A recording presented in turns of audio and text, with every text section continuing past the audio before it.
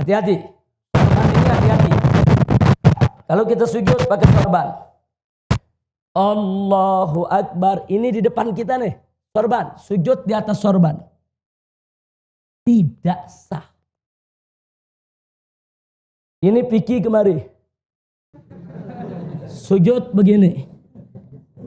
Tidak sah. Kira-kira jelas tidak?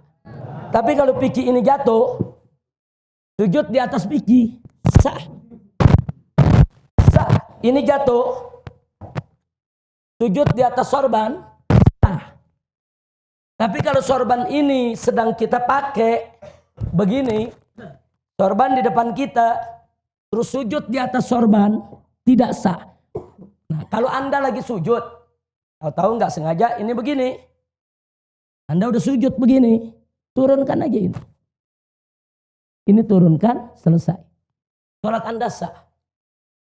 Paham? Jadi jangan mentang-mentang pakai sorban, ada yang sujud kadang-kadang di atas sorban. Tidak sah. Sebab kalau Anda sujud di atas sorban, sorban yang sedang Anda pakai, berarti Anda sujud di atas pakaian yang sedang Anda gunakan. Nggak boleh. Kira-kira jelas tidak? Nah, makanya sekarang bagaimana kalau orang rambutnya panjang nutup semua ini? Dia sujud, tidak ada bagian jabahnya yang menempel di lantai. Ketutup rambut, tidak sah. Ini jabah mesti nempel. Nah, nempelnya pun harus ada beban. Contohnya beban, andai kata. Ini tempat sujud saya tepung atau bedak. Andai kata bedak. Kalau saya sujud, saya angkat, ngejiplak, ada tanda sujud.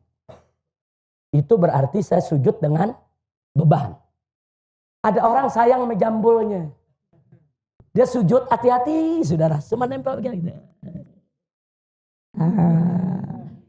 Ada yang begitu. Andai kata ada bedak, nggak ada tanda sujud. Tidak sah. Sujud itu bukan sekedar nempel, tapi ada beban. Nah, jadi kalau dalam kitab fikih diumpamakan andai kata ada tepung, tepung itu ada bekas cap jidat kita. Kira-kira jelas tidak? Paham? Nah, jadi sujud ada tata caranya. Jangan sembarangan kita sujud. Posisi kaki jari lihat, posisi tangan lihat, posisi jidat lihat. Nah, ini yang penting. Termasuk perempuan yang suka yang pakai apa? Mukena. Kadang-kadang mukenanya panjang, begitu dia sujud, mukenanya di depan. Dia sujud di atas mukena. Tidak sah. Makanya hati-hati tempat sujud kita. Nah, jangan sampai berkaitan dengan apa yang sedang kita pakai. Kira-kira jelas tidak? Paham semua? Jadi kalau ini Piki nutup begini, sujud tidak sah. Tapi kalau ini Piki jatuh, sujud di atas Piki sah. Karena kalau Piki sudah terlepas, dia tidak lagi sedang kita pakai. Sampai di sini jelas? Paham? Baik. Berikutnya. Nah, begitu kita bangun dari sujud, perhatikan kaki kita.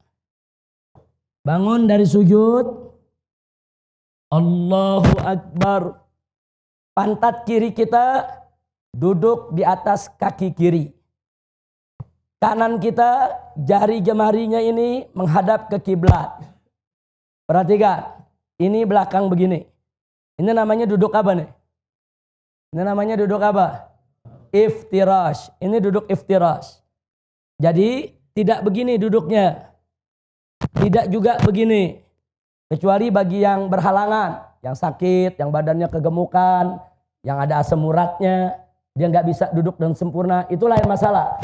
Tapi kalau kita lagi sehat walafiat, duduk yang sempurna, duduk di atas betis kiri nih, ini telapak kaki kiri nih, ini pantat kita duduk di kaki kiri nih. Nah, beban kita ada di kiri.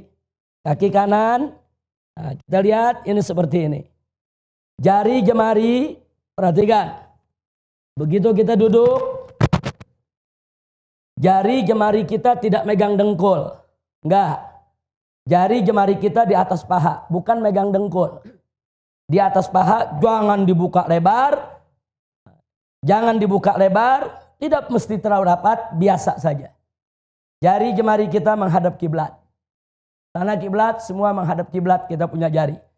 ujung jari sejajar dengan ujung dengkul kita. Jadi bukan di atas dengkul, tapi di atas paha ujung ini. Seperti ini. Nah, jadi ini kaki kita seperti ini, belakangnya, depannya seperti ini. Sampai di sini jelas tidak?